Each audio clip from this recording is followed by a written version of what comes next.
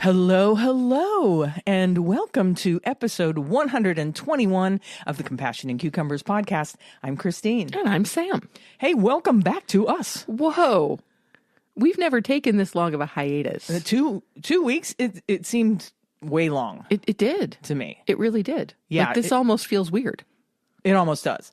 It's good to be back. It is. It's great to be back. Good to be back here in Compassion and Cucumbers Studios, a.k.a. Our living room. And it's good to be talking to you again because, wow, 2 weeks. I hope everybody had a fantastic holiday season. Oh, yes. And a good new year. Mm-hmm. All the things. We do have a lot to talk about, seeing how we haven't talked to you in over 2 weeks.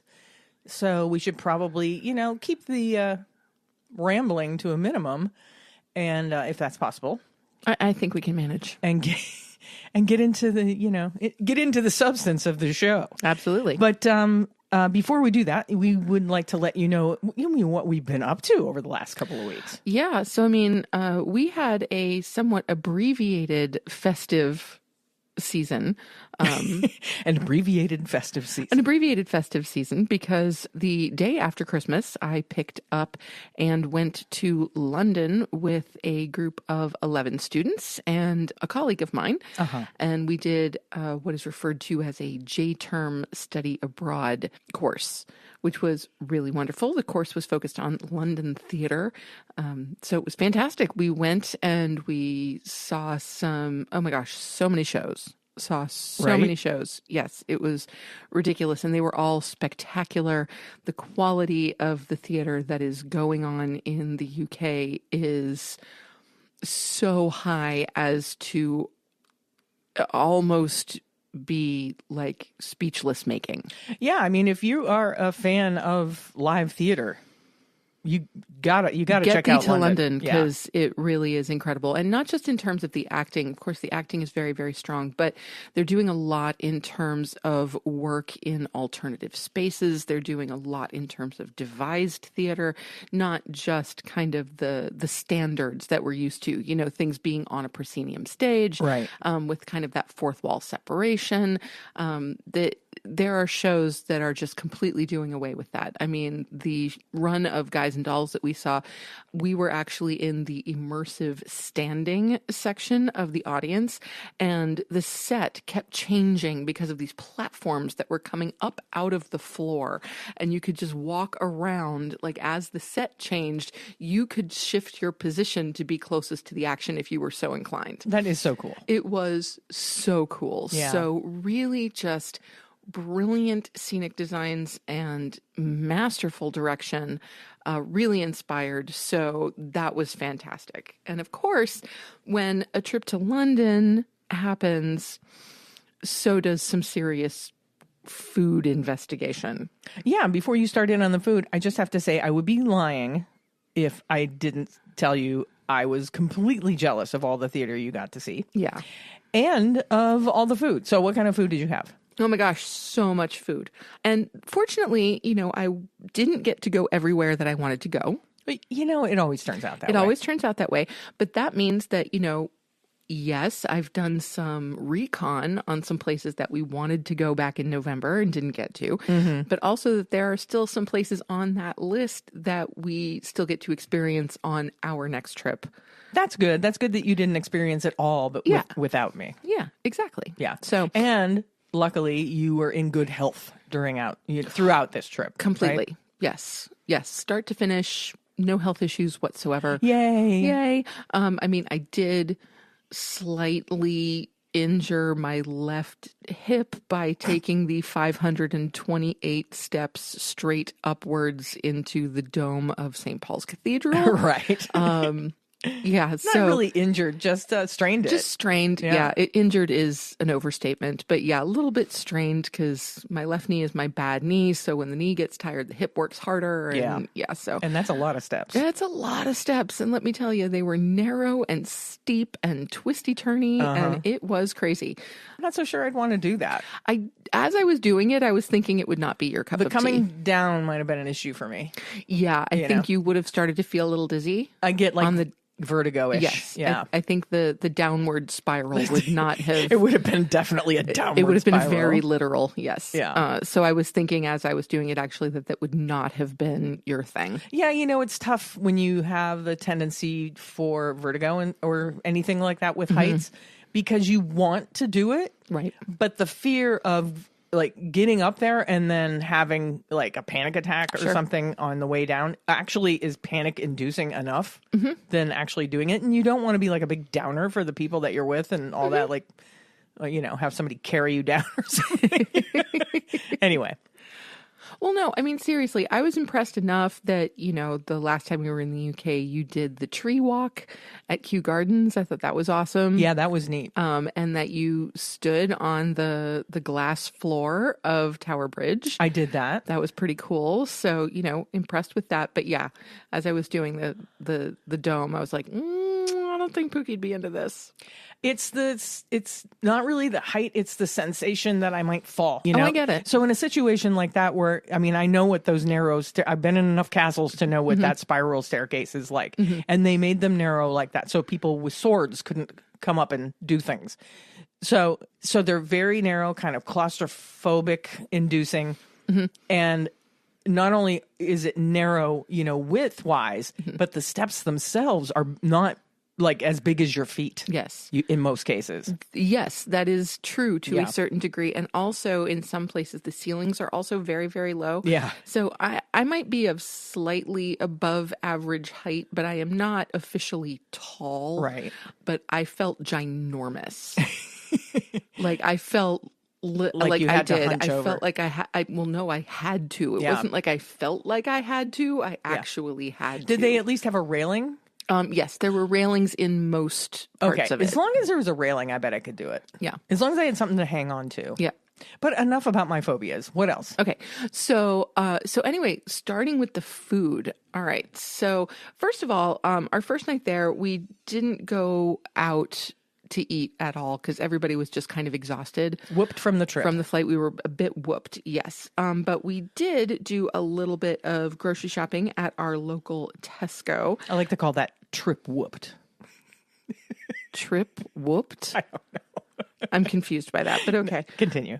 So we did a little bit of shopping at our local Tesco. We were staying in the Farringdon area of town, and I was super, super happy to see that, unsurprisingly, this little tiny Tesco had some really wonderful vegan options that we don't generally have here. So there was a Bombay potato and spinach pasty. Okay, so of course that's like a flaky pastry dough that has spinach and potato curry on the inside, which was really lovely. And that came from a company called Ginsters. And then we had also from Walls, they had a vegan sausage roll. And we all know that vegan sausage rolls are just awesome. And they had some beautiful prepared sandwiches and some lovely soups, one of which I spilled all over my pants in the Tesco. Yeah, at one point, Sam and I were FaceTiming. She was showing me the apartment that she was staying in. And she's like, in here, I'm like drying some clothes. She's like, oh, that soup didn't come out of my pants. I'm like, what soup? How did you get soup on your pant leg? I dropped soup in the Tesco. It just flew everywhere. But they had a beautiful carrot and coriander soup, which I believe is the one I got on my pants. And then a lovely roasted sweet potato, coconut, and chili soup. Yeah. And if you follow our social medias, I did share pictures of all that stuff. Sam was really good about taking pictures along the way of foods and things that she had found.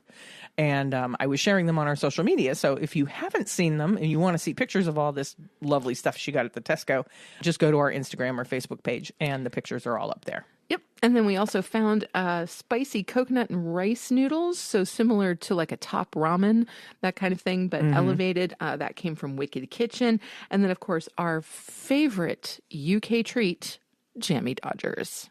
Yeah, and Sam brought me back some Jammy Dodgers because even though you can get them locally, at least where we are, we can get them at Wegmans supermarket in their international aisle. They're not the same. They're not. They don't taste the same at all. I don't know if they're made specifically for the American market or what. Probably. But they don't taste the same at all. They don't. So we had tea and Jammy Dodgers last night, and it was very delightful. Yes.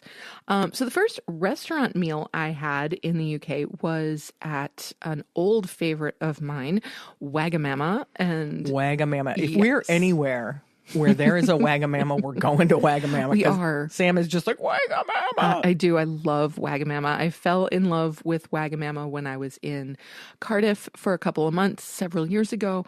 And it was the first restaurant that my host took me to. And the food was just beautiful. And I fell in love with it. And that was pre-veganism. And so now I'm super pleased that Wagamama is constantly kind of revising their menu and offering more and more vegan selections. And so, of course, I had to try some of them. Yeah, and if you don't know, Wagamama is a Japanese fusion. Yes. Right? Yes. Okay. Yeah, and it's absolutely beautiful food. Yes, it's a global chain. Most of the outlets are in the UK, but there are some in Canada, and there are a few in the US. There are 3 in New York City, one of which we will be going to in the not too distant future. Yeah, February. Yes. But this Wagamama was the Wagamama right across from the Tower of London. So this is the Tower Hill location. And so I started my meal with the Bang Bang cauliflower, which is not fried. It's stir-fried cauliflower. So this is not deep-fried cauliflower. So a stir-fried cauliflower. How spicy was that? Delightfully spicy, but not so spicy that you would have had trouble with it. Oh, good. Yeah, I think you would thoroughly enjoy the Bang Bang cauliflower. And then I also got the Yasai gyoza ramen. That looked, and again, pictures of all this stuff are up on our social media. If you want to drool over some of it, that ramen with the gyoza in it looked so good. Well, I mean, all I had to say was gyoza and ramen in the same dish. In the same dish, yeah. That's it. Like, that's perfection. It's beautiful for me. And it was absolutely beautiful. And the server who took our order warned me that it was a little bit spicy. And I'm like, that's great. And she suggested a snow onion slaw to complement it, to kind of bring the heat down a little bit. And even though I didn't find the dish to be particularly spicy, the snow onion slaw was a beautiful accompaniment. So glad that I got it because, you know, I'm a sucker for a good slaw. We've heard. Yes. Okay. Then for dessert, my colleague Dan and I shared the banana katsu.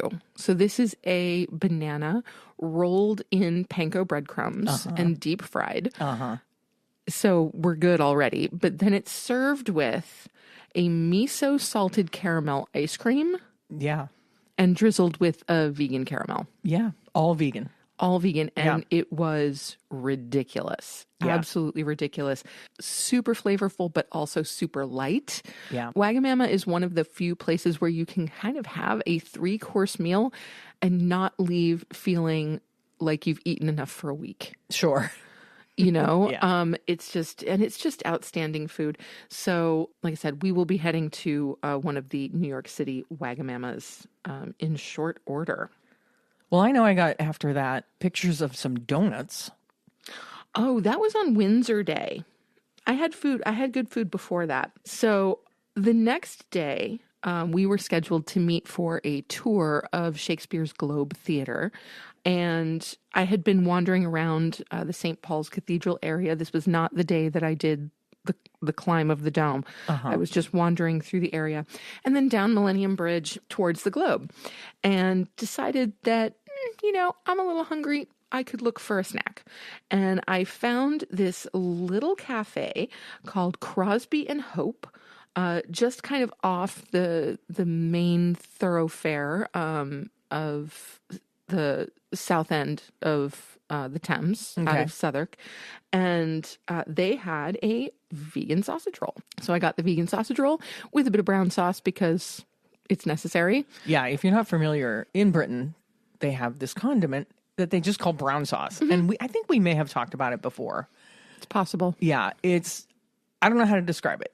It's kind of like, it's a little A1 meets gravy, kind of. A little bit. Yeah. Yeah. It's really good with French fries And super good with rolls. sausage rolls. Yeah. It's good on everything. Yeah. Sam actually brought me back 4 packs of I brown did sauce. because I found them in the Stonehenge Cafe.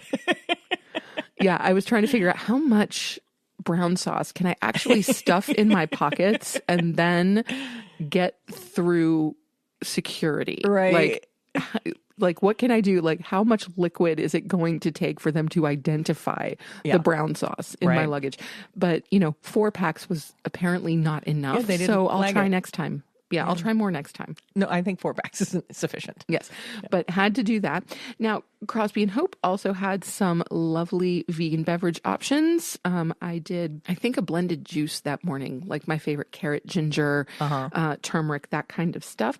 And they also had a couple of options beyond the vegan sausage roll. They had an avocado bagel, which looks like smashed avocado and what might be kind of like a vegan sour cream drizzle, and some roasted peppers and tomatoes. So that looked really beautiful. That sounds good. So, yep, I would definitely check them out. They also had some vegan baked goods going on, which was really great.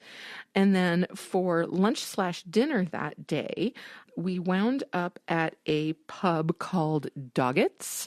And Doggett's is right at the south end of Blackfriars Bridge. Now, this was not intended. One of our students got in a little bit of an accident and we had to head to the rescue.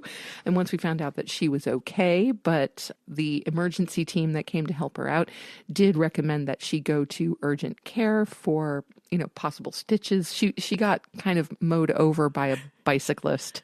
I hate to giggle, but yeah, she got hit by a bicyclist. Yes, and she went down not sure pretty how hard. that happens, but She went down pretty hard. Yeah. And so anyway, once we found out that she was fine, technically fine, but they wanted her to go to urgent care in order to, get stitches if needed and, just to make sure everything was cool. And the bicyclist was okay too? Yes, was also fine. That's good.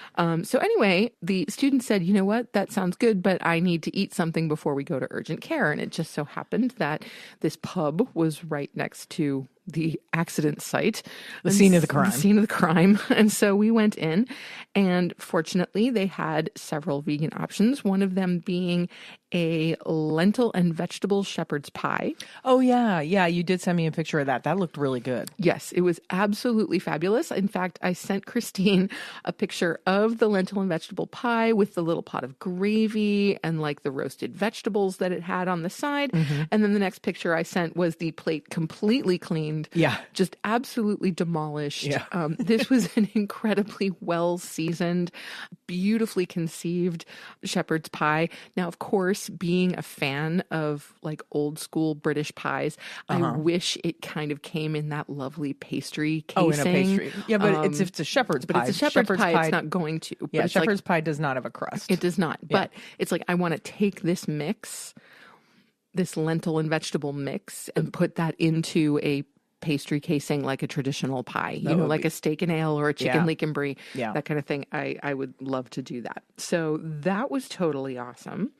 And then the next day, Dan and I went to Mildred's. Yeah. Now, Mildred's was on our list back in November. We actually had a reservation at the Mildred's in Covent Garden, but then I got terribly sick and we didn't make it. Tear. I know. One lone tear. One lone tear. On my cheek. Yes. Yeah. And so Dan and I wound up at the Mildred's in King's Cross. So there are 2 or 3 Mildred's across the city. I think it's just the 2. Just the 2? Yeah, there's one in Covent Gardens and there's one in King's Cross. Yep. So we went to the one in the King's Cross neighborhood. And of course, Mildred's is a fully vegan restaurant. And as every vegan knows, it's just so cool to walk into a place and know you can eat anything. Yeah. That there are no questions that you need to ask, that there are no worries that you have to have. And I have to say another thing, really, I am impressed with the UK in general. I know we've said this before, that every server who speaks to you immediately asks about allergies. Yeah, they're very aware of allergens and stuff. Yeah. And we had a couple of students on this trip who had some pretty serious allergies. Yeah, you did. And so they were just absolutely floored that the first thing they're asked as they're being seated at a table, are there any food allergies? Yeah. and they immediately have the chance to say, yes. Yes, here's my list. Here's my list. And a couple of them had pretty substantial lists. Yeah, a couple of her students have, just a veritable plethora. Yeah. Of to the point that I wonder, like, how difficult that has to be on a day-to-day basis. Terribly difficult. Much less being in an unfamiliar city. Yeah. Where you don't necessarily know where all the grocery stores are. Eating out is very risky. It's very risky. Sure. I mean, because a lot of places, they have shared kitchens and stuff. I mean, yeah, they can't. I don't know. It's very risky. If I were a person that had that kind of food allergies that were like life-threatening food allergies, I'm not sure I would ever eat out. Right. I would be too afraid. Right. Yeah. So went to Mildred's. It's an adorable place, like super cute on the inside. And Dan and I started with the spinach gyoza because if there's gyoza on offer, it's going to happen just because I love them so much. That's true. And then I got the hot mango pepper chicken bun, which is of course a sandwich. Yeah. And on that sandwich was a cabbage and carrot turmeric coconut slaw. Oh, wow. Yes. And that slaw was to die for. Really? It was so, so good. And that, of course, came served with fries. It was an absolutely beautiful sandwich. Loved it from start to finish. Dan got one of their brunch plates. I believe it was called the almuerzo brunch. And that came with scrambled tofu, plantain fritters, chorizo chili, tomatillo guacamole, green chili sour cream, and a mushroom rosemary quesadilla. Yeah. Wow. And that's probably what I would have gotten. I think what Dan got is what I would have. Well, I was debating between the sandwich that I got and their thali brunch. Oh, okay. Right. Now that would make it even more difficult. Oh gosh, it was so difficult. There were so many things. Yeah. Like just so many things. So we need to go back to Mildred's. And like my lentil pie of the day before, both of our plates were completely empty by the time we were done. Yeah. And then we shared their beautiful chocolate ganache layer cake with candied hazelnuts and salted caramel ice cream. Whoa. Yes. That sounds really good. Which was also insane. So there we go. That was that. Now, after that, we immediately went to see Matthew Bourne's production of Edward Scissorhands. So this is a brilliant UK-based choreographer who has been taking stories both from fairy tale and from classical ballet and from literature and film and turning them into these unbelievably visceral, essentially like physical theater interpretations. Like I don't know if I even want to call it ballet, although if you are calling it ballet, cool. Yeah. It was so good. So saw that, and that was just phenomenal. Then we took a bit of a walk on the South Bank and we got some street food. I got a burrito at a place called Burrito Banditas, and they were not a fully vegan establishment, but they did have a lovely vegetable burrito that came with guacamole and salsa and rice and corn, onions and peppers, black beans, all of it.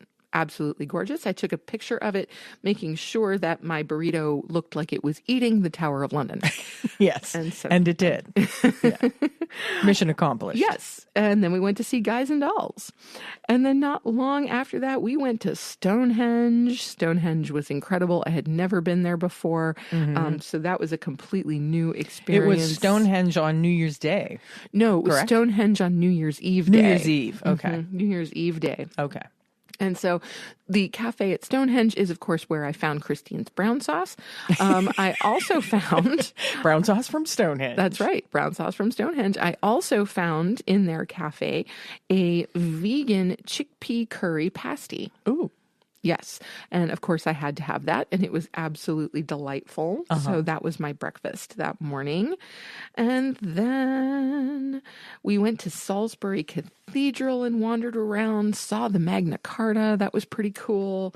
And then I actually ordered in dinner that night because by the time we got back to London on New Year's Eve, the actual fatigue of travel was starting to hit me. Yeah. It's like I'd pushed through the first few days and was doing okay, but then it was like, oh my God, okay, I'm really tired. And so I had been scheduled to go to a cabaret extravaganza with my friend Dan, and he decided to go and I decided to stay home, and he said that I made the better choice. So apparently it was not the extravaganza that it was touted to be. Right. And he actually left at intermission. That's too bad. Yeah. Yeah. So I ordered in that night, and I actually ordered in Mildred's. Tear. And One more tear. I know. And slowly rolling down my cheek. I'm so sorry. So I ordered in Mildred's this time because I was really jonesing for some fresh greens by this point. Yeah. I got their grilled artichoke Caesar salad. Ooh, that sounds really good. Mm-hmm. Yep. I got another order of the spinach gyoza just because. Because if there's gyoza, you're getting gyoza. It's going to happen. That's right. And I also got an order of their cabbage, carrot, coconut turmeric slaw. The slaw. Just the slaw on its own. Yeah. So I kind of mixed it in with the salad, and it was really quite lovely. So that was awesome. Then New Year's Day, that's where we get the picture of donuts. Oh, they were New Year's Day donuts. They were New Year's Day donuts. Yeah. And so I got up early on New Year's Day and took the train out to Windsor because I'd never been to Windsor Castle, and I thought it was time to do that. And as I get off the train and I'm walking up towards the castle, there's this wonderful, line of restaurants and coffee shops and stores. And most of the shops were closed because it was New Year's Day, but most of the restaurants were open, or at least semi-open. Okay. And one of those places was a little donut stall called Donut Time. Yeah, Donut Time is actually a chain. I looked into them, and it also made me think of this question. Do you spell donut D-O-N-U-T, or do you spell donut D-O-U-G-H-N-U-T? I spell it O-U-G-H. Do you? I spell it D-O-N-U-T. Well, right. D-O-N-U-T is the American spelling. Yeah. O-U-G-H is the British spelling. But, I mean, people in America use both spellings. And donut shops use both spellings. I prefer the O-U-G-H. It's actually more descriptive. I think so. Right? Yes. Yeah. So anyway, of course, as it happens with every bakery I pass, I have to look and see if there are any vegan baked goods in any bakery shop window. That's your job. And it is my job. And so immediately I find that they had 4 vegan donuts on offer that day. And you ate all 4 of them. I did not. I bought one and I didn't even eat it right away. I waited until the next day. I was teasing. I know you were. But anyway, what I was first taken aback by was the names of the donuts. I thought they were pretty hysterical. Oh, they were clever. So there was first the David Hasselhoff donut, which was a Biscoff. Biscoff. So it's David Hasselhoff Biscoff. Right. It's really David Hassel Biscoff. Right. No, but they do call it the David Hasselhoff. Yes, they do. Yeah. Yes. But that's so funny. What were the other ones? Well, the one that I got was the Jack Blackberry. Jack Blackberry. Yes. And then they also had the Ice Baby. Ice Baby. Which was a vanilla glazed vanilla buttercream cookie dough, chocolate chip cookie chunks, and dark chocolate. Yeah, those sound donut. pretty ridiculous. And then there was the Snow G. Snow G. Which was a cinnamon vanilla glazed donut. Now, the one that I had, the Jack Blackberry, was an apple and blackberry filling with caramel glaze and cinnamon streusel. That is such an interesting combination of flavors. Yes, it really is. Yeah. And you've heard me say many, many times before that I'm not really a donut person. Right. That it's too much of the wrong kind of sweet. Wow. This might be my perfect donut. My Perfect Donut. Yes. By Sam. Yes, this very well maybe my perfect donut. I'm just a little disappointed you didn't get the David Hasselhoff just because of the name. Well, yeah, but I'm sorry. But I mean, the Jack Blackberry is... Well, right. It's cute. I mean, it's cute. but also fruit. Yeah, fruit. Also fruit. And also it was the last one. Oh. So, there were still 6 of the David Hasselhoff sitting so there. It was obviously the more popular. It was obviously going quickly. Yeah. And so I'm like, okay, there is one Jack Blackberry sitting there. I need to have that. And they didn't have more of them because when I walked by the shop on my way out, that space was completely covered with the vanilla cinnamon glazed ones. Yeah, so, that's usually how donut shops work. They make so many of them, and when they're gone, they're gone. Yeah, and so it was a beautiful donut. I would gladly have that again. Like, oh my gosh. Then, so went and saw the castle, saw some really cool things, saw the spot in St. George's Chapel where King Henry VIII and Jane Seymour are buried. Mm-hmm. I'm a nut for Tudor history, so that's like a really big thing for me. And then, saw where Queen Elizabeth II and Prince Philip and Princess Margaret are all laid to rest. And so that was really quite lovely. Walked through the state apartments, which I have to say, overwhelming. Just the sheer scale of the wealth is unbelievable. It's unfathomable. I can't say that, but it's that. It's that. It's unfathomable. Yes. Yeah, it's really just, again, speechless making. Yeah, it's, I mean, that, and that's not even like, the royals don't even have like Jeff Bezos money. No. They don't. No. But they are really good at making things extravagant. Oh, yes. Right? I mean, the state apartments are, of course, where the crown entertains foreign dignitaries and all of that. And so, of course, these rooms are meant to impress. Right. Good heavens, do they? Yeah. Like, just the art on the walls. Like, there's a dozen original Rubens. Right. An entire room of Van Dyck portraiture, like a number of original Holbeins. It's like, are you kidding me with this? Right. Just, the case after case after case of official state china. Right. The gifts that were given to Her Majesty Queen Elizabeth II over the years. Oh, can you imagine? Over how many years did she reign before 71. she passed?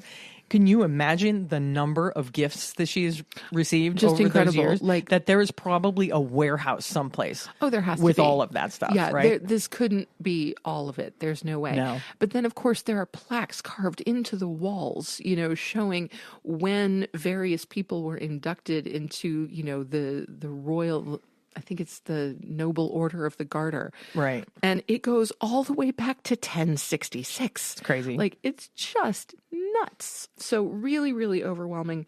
But so glad that I went. And also, when we go back, I think I'm going to have you come with me to Windsor. I think we should go because I didn't really get to explore the town around Windsor quite so much. And it was really adorable. Yeah. Really, really quaint. I love the tiny towns that surround castles. Yeah. Like, I just think they're awesome. They are. Yeah. And so also because a lot of the, businesses and whatnot were closed because it was New Year's Day. Oh, yeah. Yeah. It would be fun to go back there. But on my way back, had to stop for some lunch.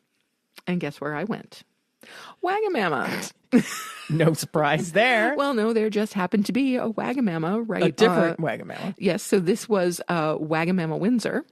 So we could just call this Sam's Wagamama tour. Well, I mean, I really think I do need to start like listing every Wagamama that I've been to. So it's like Cardiff, like at least a dozen times, and Bristol once, and Tower Hill now 3 times, I think, and Southwark once, and Windsor once, and you could probably Heathrow be entered once. into like the Guinness Book of World Records for Wagamama. Most Wagamamas Visited. attended. Oh, see, I have a feeling there are people who are way ahead of me on that, but Probably. yeah, it's a nice idea though. Yeah. And I'll add New York to the list. Anywho. Yes. So anyway, but I did get some slightly different food. I did start with the Bang Bang cauliflower once again, just because it was so yummy. But then this time I got the vegan chicken kare loman. This is also a noodle dish. So you get udon noodles in this incredible, like lemongrassy broth. Okay. And it's kind of a thick, rich broth. It's not a clear broth. And you get that with bean sprouts and fresh cucumber and cilantro and lime. And oh my gosh, it's just divine. And I'm was so glad to see that they have this, because the first dish that I fell in love with at Wagamama back in Cardiff was their shrimp kare loman. Oh, right. And so to have a curry loman on the menu and have it be vegan is really spectacular. So thank you, Wagamama. Now, that night, Dan and I went out for dinner, and he picked the restaurant, and he picked a place called Korean Barbecue and Vegan. Yeah, very interestingly named. Yeah, and completely accurate. So this place was both a Korean barbecue, and if you've ever done Korean barbecue, you actually cook your meats At the table. Yeah. But they also have a substantial vegan menu. It's just bizarre to me.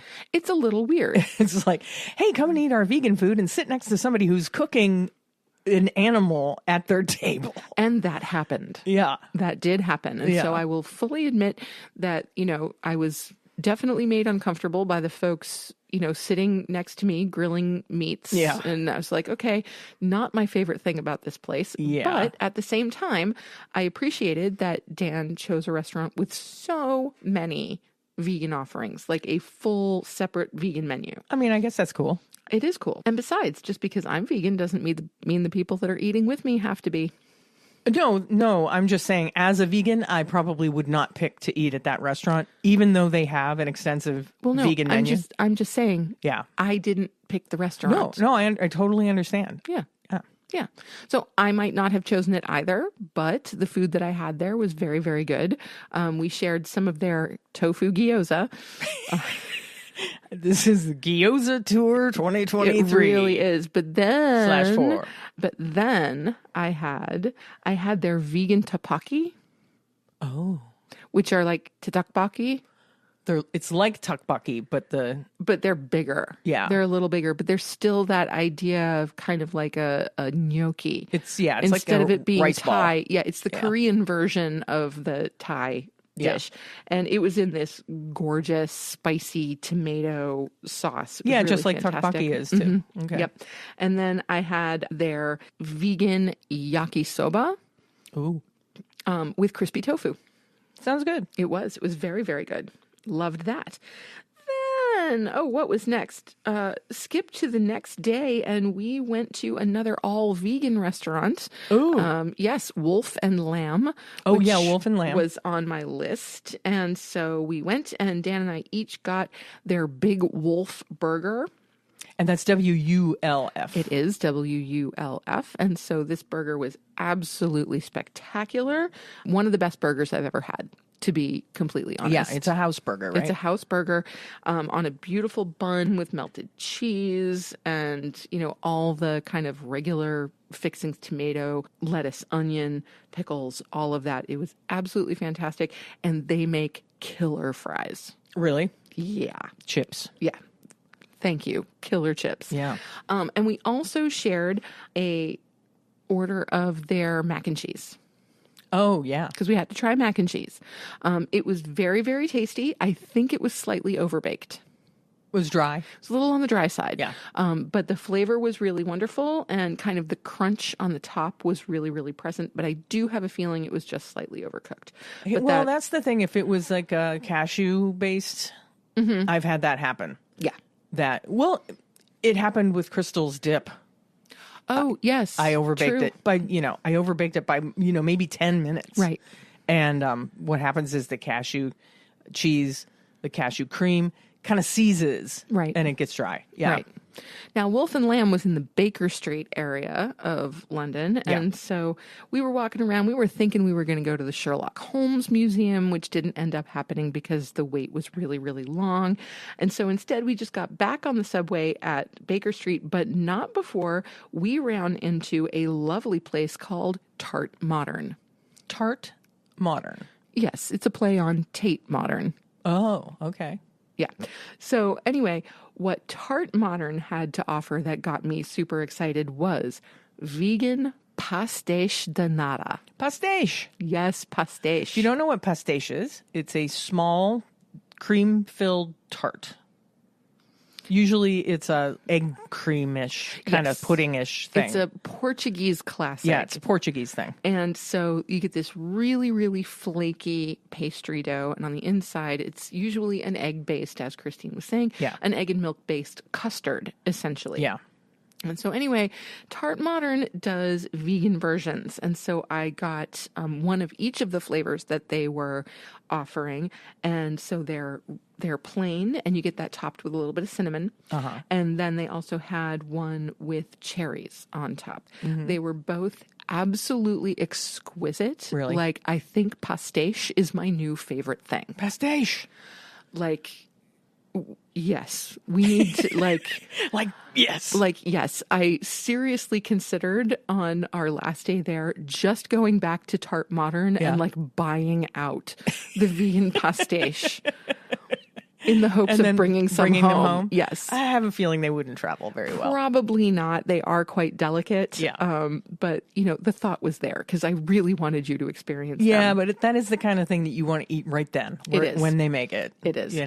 Yes. And then, let's see. We're getting close to the end of the food, I promise. We are 40 minutes in already. Buckle up, people, because this is going to be a bit of a long... We've been gone a while, so we want to talk to you. It may be long. You might have to listen to this in shifts. It could happen. So anyway, the next day. Yeah. Okay. So, well, actually, that night after the Tarte Modern gloriousness, we actually saw a play at London's County Hall, just on the south side of the river near Westminster. And it was done in one of their hearing rooms. And the play was Agatha Christie's Witness for the Prosecution. That's cool. It was stunning. Absolutely stunning. Yeah. Just amazing. So that's another one that we may have to check out when we go next, because I think that's cool when love it. Productions do that. Some friends of mine years ago did a production of To Kill a Mockingbird in one of the very large federal courthouses in Erie, Pennsylvania. And putting it in that space makes it so much more dramatic. Oh, it does. Absolutely. And like my favorite moment, I think, of the entire play, I mean, the twist at the end, because of course with Agatha Christie, there has to be a significant twist at the end, was of course astounding. But the butler did it. No, he really didn't. But in the first scene, you see this young man being convicted for this crime that he's been accused of. Sure. And it goes from him sitting on a stool in a courtroom, and then out of the floor, the gallows just raises up. Oh, really? From the floor. Oh my God. It was so elegant. How did they do that I don't know, but that public space? It was just phenomenal. That's amazing. It was jaw-dropping, like just so totally cool. All right. So the next day, I was on a mission. I was on my own that day, and I was on a mission to go to Unity Diner. Right. Which is an all-vegan diner. Which is an all-vegan diner, and it is at least partially owned by our favorite vegan activist out there, Earthling Ed Winters. Yeah. And so I've been wanting to go there forever, and unfortunately, after quite a walk in the pouring rain. We're not talking about like normal London drizzly rain. No, this was a drenching rain. This was the most soaking rain. You had no umbrella? I didn't have my umbrella. I had my waterproof raincoat, which the water went through. Wow. Thank you very much. So after that, I get to Unity Diner only to discover that they were closed until the 5th. They were on holiday. They were on holiday. Yeah, you got to be careful with that. Yeah. Now, I was a little disappointed because every site that I checked, their website, Happy Cow, everywhere I looked said they were open. Yeah, establishments really should post on their website when they take a holiday like that. It would be helpful. Yeah, especially for people traveling. Yeah. Because, So I was really disappointed, but right around the corner from Unity Diner is another of the places that was on my list, which is Tofu Vegan. Yeah. And so Tofu Vegan is a Chinese vegan restaurant, is fully vegan, and has one of the loveliest interiors of a restaurant I think I've ever seen. Really? Just absolutely beautiful. And they were playing wonderful kind of Zen music. It was just really calming and a delightful place to have a meal. Yeah, good atmosphere. Yeah. Fantastic atmosphere.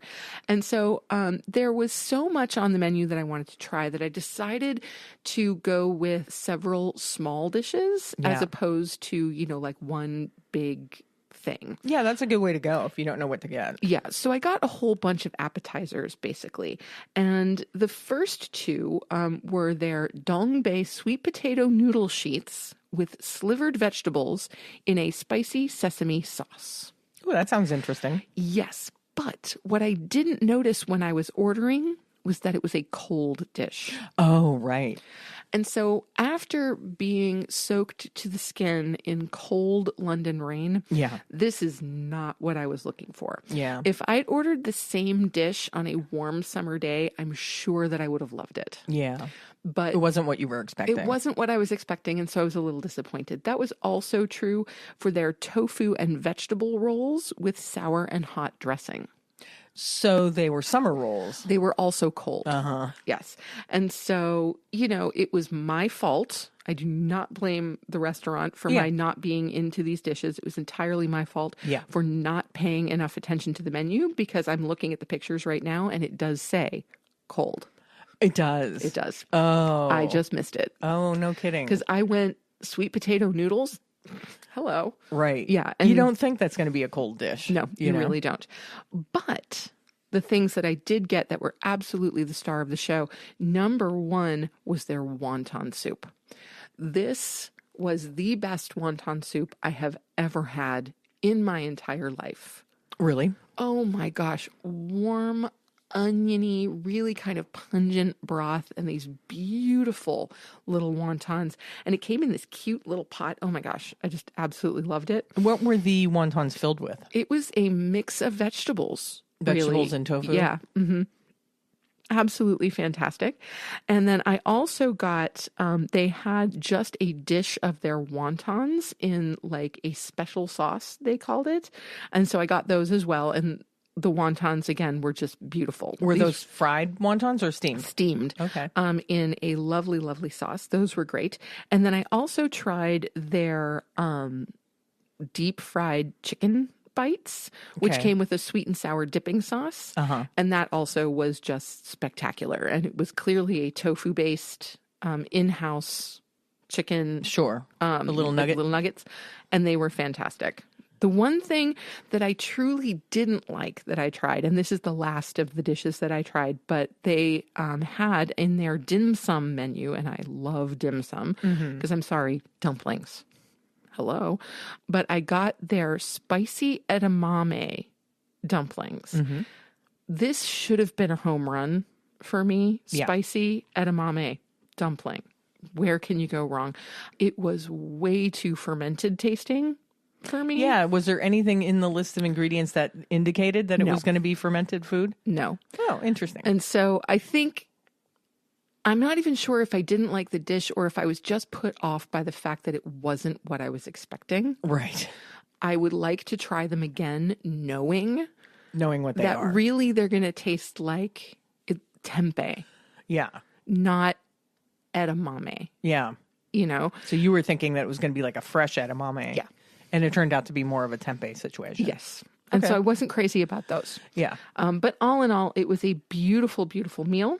And I would definitely go there again because there were so many things on that menu that I wanted to try. Oh. So, and then after that, that's when I did the walk up the dome of St. Paul's. Oh, okay. Yeah. The 530 stairs or whatever. 528 stairs. Okay. Yes. So that was pretty incredible. Loved that. And then after St. Paul's, I met the crew at the National Theater. So again, we're down on the South Bank for a tour of the National Theater, which was just phenomenal. And our tour guide was amazing. And we ended up having dinner at this little cafe underneath the National Theater called Curb, Kerb, at the Understudy. And they had several vegan options, including vegan pizza and a wonderful vegan burger with fries, which is what I had. You had the burger? I did have the burger. You didn't have the pizza? I know. I know. I didn't have any pizza while I was in London. Well, I guess maybe I gave you enough pizza the last time we were in London. Oh, maybe that was it. Like, I'm not having more pizza in London. That makes a whole lot of sense. That makes a whole lot of sense. That could be why you were turning away from the pizza. Yes. And then after the tour at the National Theater, we went and saw Six at the Vaudeville Theater. And I've been skeptical about 6 for a long time. Yeah. Because it takes one of my favorite periods of history, one of my favorite stories in history, and kind of condenses it into 8 pop songs. I am now a convert. I am now a fully fledged 6 fan. So you say, I guess I'll take your word for it. Yeah, it was pretty spectacular. It was pretty great. So loved it. The next morning, I realized that my hip was not happy from the hike up the dome. The story of the unhappy hip. Yes, indeed. And so I decided to take it easy. This was our last full day in London. And, even though there were things that I wanted to do, I had managed to get a rush ticket to see the Mousetrap. I decided to just chill. Take it easy. Yeah. Which is probably a good idea. Probably so as not to exacerbate the slight hip issue. So I ordered food in for breakfast. From Wagamama. No, not from Wagamama. Will you please stop? And hang on, I need my notebook. A few moments later. Oh, of course. This was breakfast from BioLife Vegan Bagel. BioLife Vegan Bagel. So I got my BioLife Vegan Bagel courtesy of Deliveroo. I love Deliveroo. Deliveroo and is great. BioLife with a B like boy? With a B like boy, not a V like BioLife vegan cheese. Oh, no, okay. No, completely different. Ordered that, and along with I got their bacon, vegan egg, avocado, and tomato. Essentially a BLTA on a bagel. Yeah, sounds good. Yeah. Can't go wrong there. And it was delicious. And I got an order of their hash browns as well, which was also delicious. So can highly recommend that. And then for my second meal, which was much later in the day, I ordered from Chatori Vegan Indian. Ooh. Yes. Now I did this because Dan and I, when we were both going to see plays that day, he had tickets for 2 different plays on that day, and I had a ticket to the Mousetrap. We were going to meet in the middle for dinner at Dishoom. Right. And we've been wanting to do Dishoom for quite some time. Yeah. And we didn't make it to Dishoom, but I just had Indian food on the brain. And so I'm like, I must get Indian food for dinner. And so I did. And this came from Chatori Vegan Indian. It was exquisite. Absolutely exquisite. I got their kachori, which are similar to samosa, except that they're round and they don't have kind of the outside dough part. It's like you take the center of a samosa and just drop it right in the fryer. Yeah. And they're really just beautiful. So those were exquisite. They came with a tamarind dipping sauce that was just lovely. And then I got some chaat, which are these wonderful potato dumplings with a wonderful sauce. And then you put toppings on it. So there was some green onion and there was some tamarind sauce and some like a vegan creamy kind of sauce. And then you just mash it all together. That sounds good. Oh, it was so good. Absolutely ridiculous. And then I got some garlic naan because garlic naan and because garlic naan. Yes, and some a dal based curry. Yeah. All of it was just gorgeous, and I had to accompany it with a thumbs up.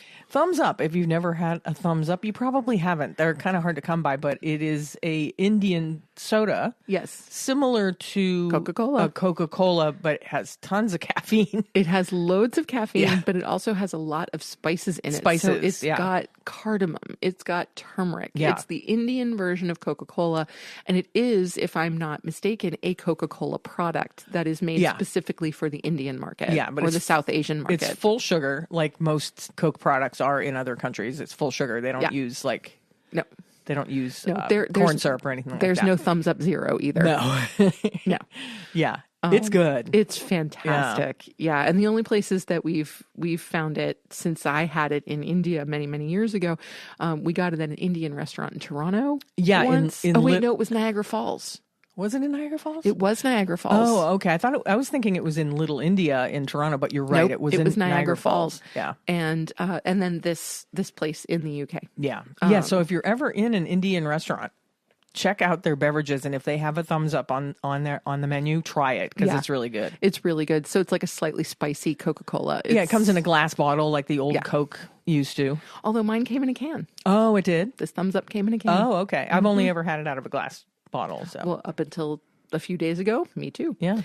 So that was absolutely gorgeous. And I was very, very glad that, I kind of took the time to just stay in and rest that day, but also that I got to order food from 2 fully vegan establishments. Yeah, that's cool. So that was really great. And then the next morning, we gather up our herd of 11 students and we head back to Heathrow and we decide to have a family meal. And guess where that family meal was? Was it Wagamama? It was, because guess what? Wagamama has tables long enough for 13 people. They do. That's one thing about Wagamama. They have kind of like this family style setup where it's just big long tables. Yeah, it's almost amazing. like picnic tables. Yeah, I mean, and London Heathrow is an incredibly busy airport, Yeah. and we're looking around, and I'm talking to the host at Wagamama, and I'm like, we're a group of 13, and I know, like, it was crazy busy in there. I'm like, I know it might take a while to accommodate us. Is there anything that we can do? And she was like, oh, just hang on a second. And she walks around the corner, looks towards the back of the restaurant, and just gestures to me, come on. Yeah. They had a table just ready for us, and it was amazing. I'm sure that the airport Wagamama is used to having large parties come that through would make like sense. that, Yeah, but it was absolutely spectacular. I did get something just a tiny bit different. I got the vegan chicken curry loman again. Okay. Because it was that good. But to start, instead of the bang bang cauliflower, because they were out of it, I got their wok fried greens, which was some flash pan fried broccoli, green beans, and snow peas. That sounds good. And they were beautiful. Absolutely beautiful. Yeah. Yeah. So that was my 10 days in London Whoa. via food. That was a whirlwind. Right? We're already in an hour. So. Sorry about that. Like I said, you might want to listen to this one in shifts. Probably. I know. I wish I could edit it in shifts. Sorry. No, I tease. While Sam was gone, I don't know if you heard in previous episodes that I had a tendency when Sam was away to really not want to cook for myself. Tortilla and cheese. And I would eat like tortillas and cheese. I made a conscious effort to cook for myself the whole time she was gone. So I That's did. awesome. I cooked for myself, and I made a couple pasta dishes and I made tofu scrambles and I made a number of different things that I fed myself, which was good.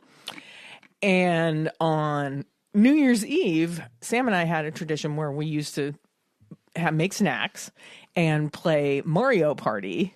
This is true. On either our Wii or our Switch or whatever.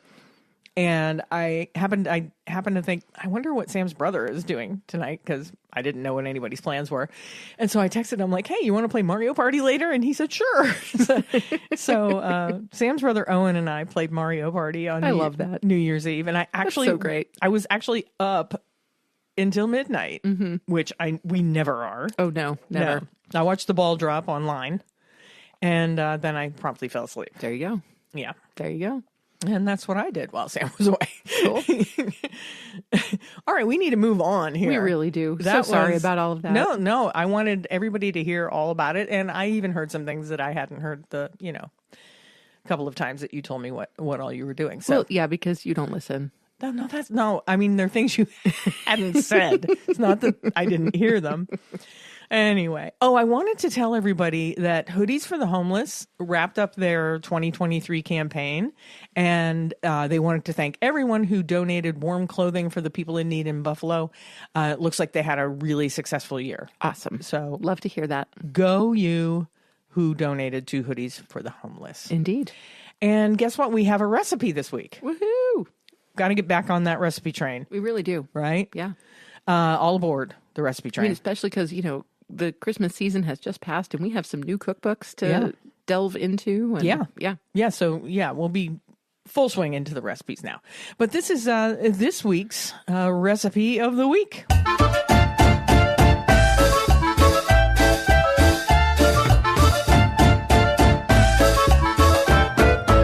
So this week I kind of diverted from our usual, either make it out of a cookbook, make it one of my own original recipes, or make it a listener recipe. And this recipe comes from one of my favorite vegan YouTubers, Sarah Sullivan, who has a YouTube account that's called Sarah's Vegan Kitchen. And she also has a wonderful food blog.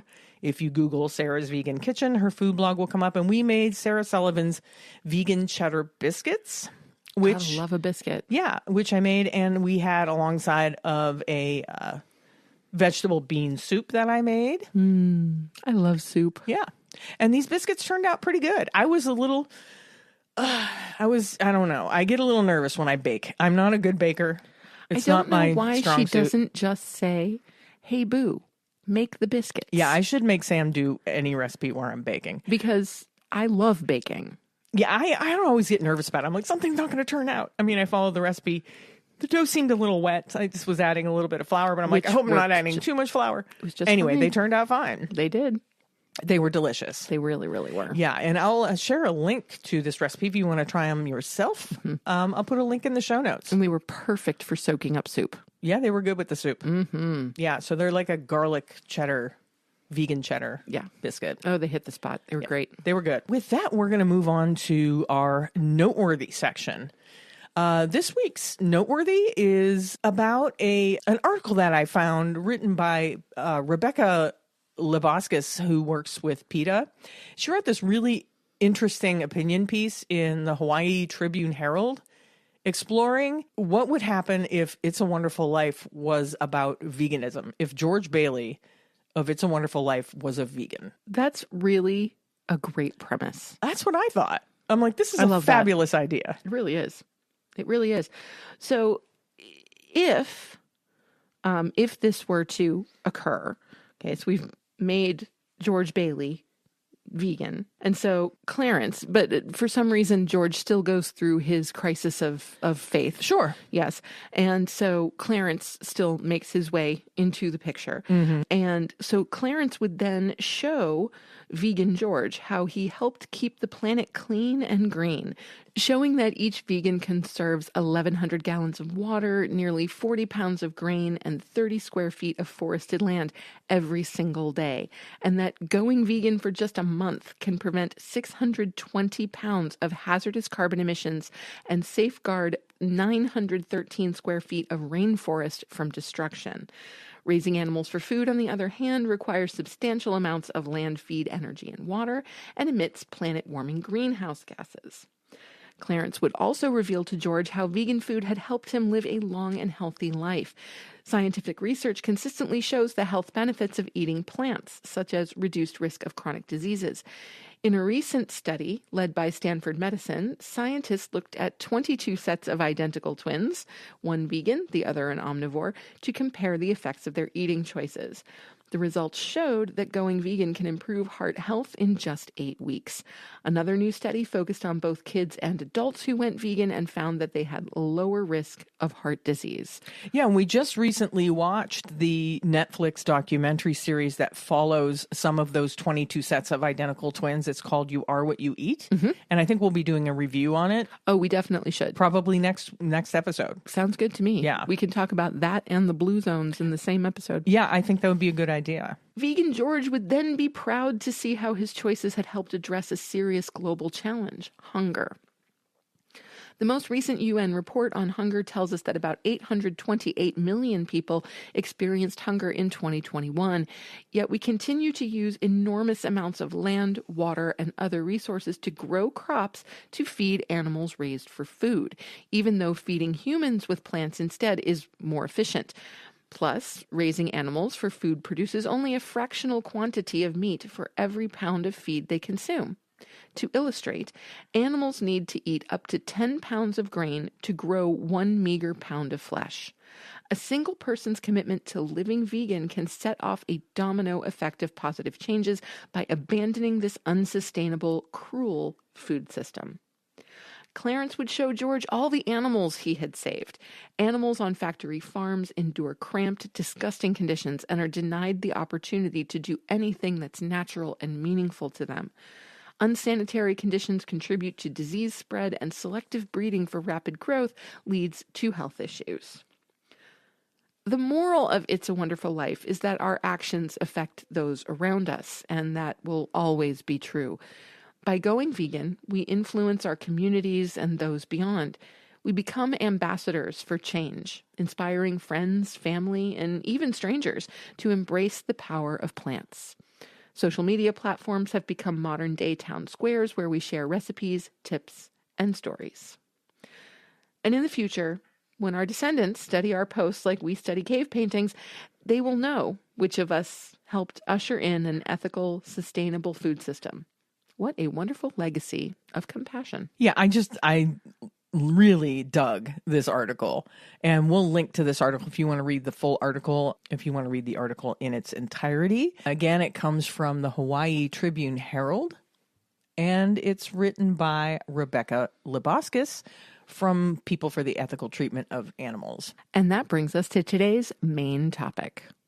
Yeah, so we are in January, and a lot of vegans would like to call this Veganuary. Mm-hmm. And rather than make it like a, hey, hoopla Veganuary episode. Okay. Because we did a Veganuary episode last year. Yeah, been there, done that. And I was telling Sam earlier this week that I think the Veganuary thing, that a lot of content creators and podcasters and whatnot, it seems like people feel obligated to create content surrounded by the word Veganuary. And I don't know. It's starting to feel a little creepy to me, you know? So you feel like Veganuary is almost becoming obligatory? Yeah, not only is it becoming obligatory, but it's not, it's becoming just a thing that people say and not a thing that people do. It's just become a hashtag. Exactly. Okay. It's just becoming a hashtag. I see where you're going. Yeah. Yeah. And I don't know if you are familiar with the work because Veganuary is actually an institution. They are a nonprofit institution called Veganuary. Mm-hmm. And they do take polls and everything throughout the month of January. At the end of each year, they do release all of the facts and figures from all of the people that they poll. Now, granted, it's not a huge showing of people that they poll. It's something like 1,500 people. Okay. That they poll. And all of the work that they do and the money that is made by them and for them, they don't really seem to be having terrific results. Okay. As far as converting people to veganism and making them stay vegan. Well, I mean, and I think that that's perhaps where the idea of Veganuary goes a little bit wrong. The idea of just do it for a month. Right. And that's what it is. It's supposed to be a 30-day challenge. Mm-hmm. And I don't know. It's just, it lacks something for me. And like Sam said, I can agree with that. It's become a hashtag. So anyway, I'm rambling and we don't have time to ramble. We're already an hour 10 or something like that. So what I thought we would do, our main topic, is we're going to just talk about some ways that we can contribute to the vegan movement in 2024 and moving forward. Some things that we can do to help improve our veganism, to encourage other people to go vegan. And so that's what we're going to talk about. And the first thing I wanted to talk about, and the first question I wanted to ask and hopefully answer a little bit is, how can we help support the vegan movement? There are really an infinite number of ways to support the vegan movement. It can involve promoting awareness, sharing information on plant-based alternatives, engaging in positive conversations about the benefits of a vegan lifestyle. Additionally, advocating for sustainable and cruelty-free practices in various industries contributes to the cause. So really, that's number one, sharing information and raising awareness in whatever way you can do that, whether it's through social media, whether it's starting a podcast of your own, whether it's through a blog or any other form of writing. Go for it. Yeah. Yeah. So these are some ways that we can just become better vegans in 2024. Oh, did I tell you what our slogan is? Herbivore in 24. That's right. Herbivore Go herbivore in 2024. All right, cool. Yeah. And last year's was, okay, Bosco, please. Bosco. Stop messing with that. So 2023 was go animal free in 2023. It's true. Yeah. It was. The next question we're going to answer or ask and possibly answer is, how can we help animals in the animal agriculture industry? And again, lots of things to do here. And I think it's a good thing to remember that by kind of looking at these individual questions from here on out, how can we help animals in the animal agriculture industry? How do we convince people to go vegan, et cetera, that those are all also means of supporting the vegan movement because it's all interconnected. So how can we help animals in the animal agriculture industry? Well, the best thing you can do is to choose plant-based alternatives, support cruelty-free products, and advocate for improved animal welfare standards. Additionally, raising awareness about the conditions in factory farms and supporting organizations working toward humane treatment of animals can make a positive impact. But seriously, the best thing you can do here is to stop eating meat. Stop eating animal products. Yeah. Yes. Yep. How can we convince people to go vegan? That's the eternal question. It is the eternal question. And I think, we've addressed this in a couple of ways in different episodes.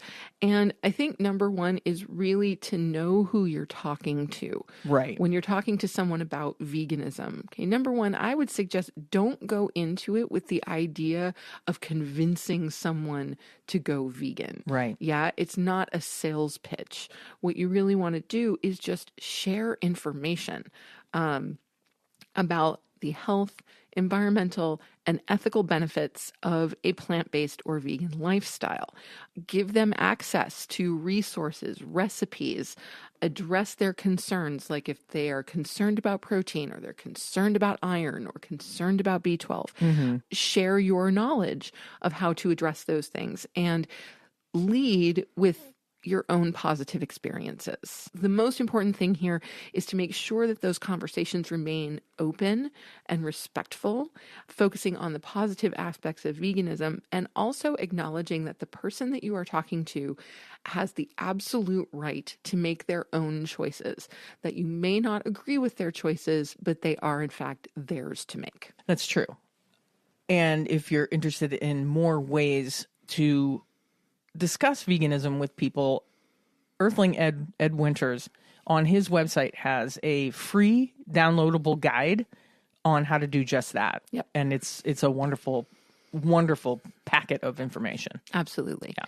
Yeah. Because you don't want to go into it with the idea that you're trying to turn someone to your side of the argument. Yeah. That doesn't work. It doesn't work in general. And you also have to, again, know who you're talking to. Right. If, you're talking to someone that is an animal lover, then by all means, the animal welfare, animal liberation side of the coin might be the best argument. Yeah. If you're talking to someone who has health concerns, who maybe is diabetic or who has had cardiovascular issues or has high blood pressure or anything like that, then the health benefits might be the way to go. If it's someone who would actively refer to themselves as an environmentalist, then the environmental arguments, maybe that's the way to go.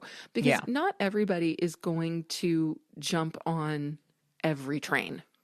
No, yeah, that's true. Yeah, you can. It's not a one size fits all kind of situation. It's not. So you got to pick the train that you think they're most likely to buy a ticket for. Yeah, I like that. Thanks. The next question we are asking and hopefully answering a little bit is, how can we live more compassionate lives? I actually think that this is the most important question on the list because I really believe that this hits the core of the vegan ethic. That first and foremost, as vegans, we are committing to compassionate lives. And that compassion is not just for the animals who are stuck in the industrial animal agriculture complex, but also for our fellow human animals, right? For ourselves. And so I think this is just profoundly important. The best thing that we can do, number one, is to consider the impact of our choices on others, whether that's other people or other animals or the environment or on our own health. Along with that, we want to cultivate understanding and tolerance, actively engage in acts of kindness, and support causes that are aligned with a compassionate view of the world. Small gestures such as volunteering, reducing waste, choosing ethical products, all of these things contribute to creating a more compassionate lifestyle. But I really do think that number one is considering your impact, the impact that your choices make. Yeah. Okay, I'll buy that. Thank you. And last, but certainly not least, we're asking the question how we can remain hopeful in a non-vegan world. It's easy to lose hope. You know, it's funny because I actually disagree. Okay. I do. I've honestly become more hopeful about the state of the world since becoming vegan. And sure, there are plenty of things that are of serious concern. Yeah. I'm not dismissing those things Right. by any stretch of the imagination, but going vegan and acknowledging that, you know, just by making that choice every day, and maybe perhaps also choosing to be mindful of the other choices that I make in my interactions with people, in just how I move through the world in general, reminds me to look at things as positively as possible.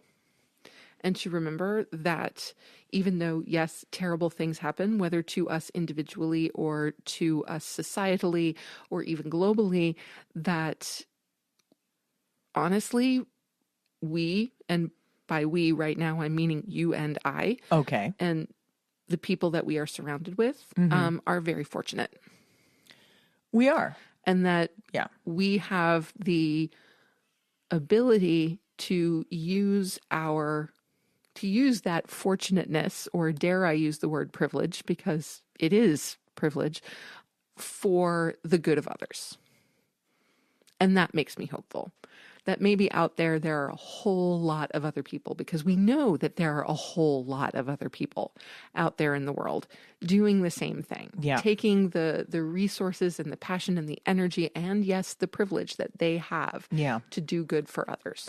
Yeah. Amazingly, though, they keep releasing year after year after year that vegans still only make up 1% of the population in the United States of America. That may be. It's crazy to me. It seems like that number has to be growing. But every year they release the same number, 1%. It's interesting. Yeah. I don't know what to say. I don't either. I mean, it could be, you know, that for a lot of people it's an on again, off again. Maybe that's it. People fall off and... You know, I mean, a student that was on the trip to London was eating a lot of vegan food while they were there. And they identify largely as vegetarian. Okay. But a vegetarian who occasionally eats chicken. Okay, that's You not... know, and no, we can get into the semantics and Right. all of that, but still, I applauded the fact that they were eating a lot of vegan food while they were there. I mean, that's all you can do is encourage people. That's right. Right? Exactly. Because again, those decisions are theirs to make. It's true. Yes. Whether we like them or not. The choice is not the people.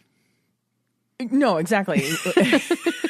No, we like the people, whether we agree with their choices That's right. or not. Exactly. We do have to respect their right to make choices for themselves, Indeed we do. even if they're the wrong choice. Right.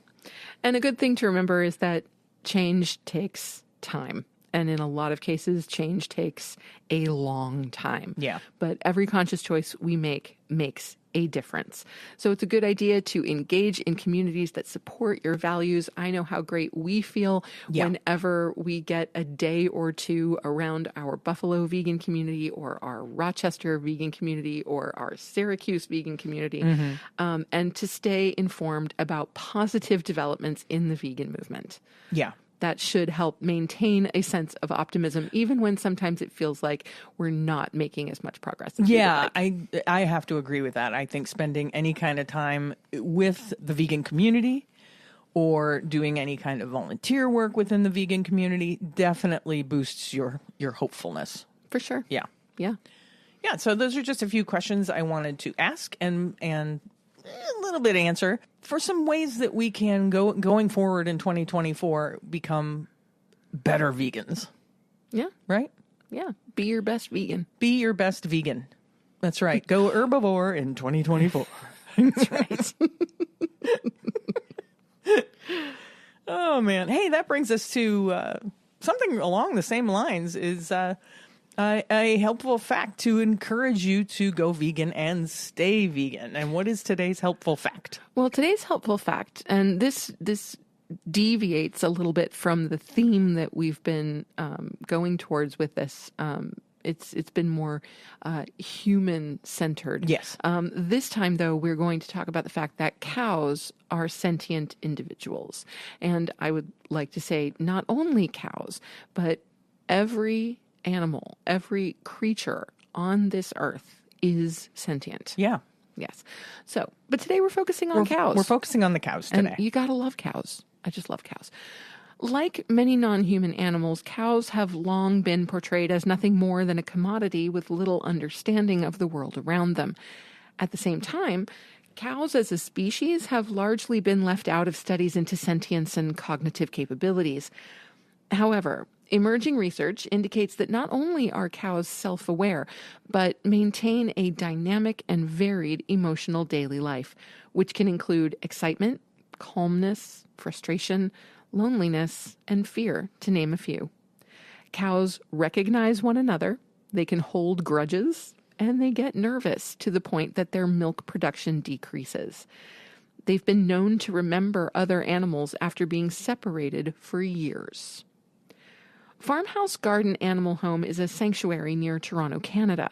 It was established after a multi-generational cattle rancher grew close to a calf who was destined for slaughter. This ultimately led to a change of heart that has since saved dozens of animals' lives. Over our last 8 years operating as a sanctuary, we have met many people who view cows as food animals with no feelings or emotions. Our visitors very quickly learn that each animal has a unique personality, likes and dislikes, and friends in the herd. The sanctuary tells us, adding that most cows on farms never get the chance to show their true personalities. Yeah, and if you've ever been around cows on a sanctuary farm, you can totally see their personality. Oh, it's amazing. Yeah. And very, very quickly. Yeah. It doesn't take long. But I mean, it's very similar to, I'm sure you've heard, we have a small herd of cats in our house. Yeah. And they are so distinctive in their personalities. Mm-hmm. They are so individualistic. They each have their quirks and their foibles, and they're just awesome. Just like cows, just like humans. Yeah. It's really kind of identical. Yeah, just like every living being on this planet. So yeah, remember, cows and every other creature on the planet, sentient beings. They're just like us. They just look different. Yeah, they have lives they want to live. They have loves and fears and hopes and all that jazz. Personalities. Yeah. All those things. Yep. Mm-hmm. It's time for our favorite part of the show. Just want to give a shout out to all my fans watching. I love you guys. I love you. Wait a minute. It's still going? I seem to remember that you told me We're running that it was out. going to be the end of listener shout out time. Well, it would have been had I not received an email just last week. From Dave Jazowski. That's right. Yes. Now, Dave is a new listener to the show, and he recently emailed us to say he was listening, and he had some really useful feedback. So we want to thank you, Dave, both for your wonderful feedback and for listening at all. Yeah, and for sending us that email, because that's the only way we know that people are listening and that we're not screaming into a void or a vacuum. Are we screaming? Are we really screaming? You know what I mean. Well, yeah. And we're not talking into a vacuum, is when we receive emails from you. Yeah. So if you listen and you haven't emailed us, please email us. I want to hear that you listen, and I want to know who you are. Yeah, and we do love the feedback. We do. So yeah, thanks again for listening, Dave. And contact us with your t-shirt size and address so we can send you a Compassion and Cucumbers swag bag. You can do that by emailing us at compassionandcucumbers@gmail.com or DMing Christine on Instagram or Facebook. Yeah, and if you out there want a listener shout out, And why wouldn't you? just do what I told you. Email us or DM us and let us know that you listen to the show and tell us a little bit about yourself. And that brings us to our vegan org of the week. This week we are celebrating In Defense of Animals. Their mission is to defend animals, humans, and the environment from abuses and exploitation, and to foster peace between all life. They advocate for changes in laws, human behavior, and enlightenment in the need to protect lives, advance rights, improve welfare, and steward environmental protection. They adopt a worldview that honors the rights and interests of all animals, human and non-human alike, as reflected by and achieved through their unique combination of cruelty investigations, legislative initiatives, public pressure and awareness campaigns, activist support, and direct rescue of vulnerable animals worldwide. While their perspective and ultimate goals are revolutionary, they play an essential role advancing incremental change to help to alleviate animal suffering here and now. To find out more or to get involved, go to idausa.org. And we'll include a link to that in the show notes. It's time to wrap this baby up. Is it me or this one felt a little long? A little long. We're at, before editing, we're at an hour 31 right now. Oh, so. That's not awful. No, I thought we were going to go 2 hours. Sorry. But we didn't. It's all my fault. But you know what? Hey, like I said, people can listen to it in shifts. Okay. So we're going to wrap it up. So as not to take up any more of your valuable time. As always, we encourage you to join the AFA Vegan Voter Hub and support them in any way that you can, because the Agriculture Fairness Alliance is lobbying in Washington, D.C. on our behalf so that our vegan voices are heard. If you want to be included in that conversation, join the Vegan Voter Hub. We always include the link in our show notes. And with that, it's time to sign off. You've just listened to episode 121 of the Compassion and Cucumbers podcast, and there's nothing left to say but where cukes and compassion are always the fashion. On the podcast. Thanks, James. Have a great week, everyone. We'll talk to you next Tuesday. We love you. Bye-bye. The end.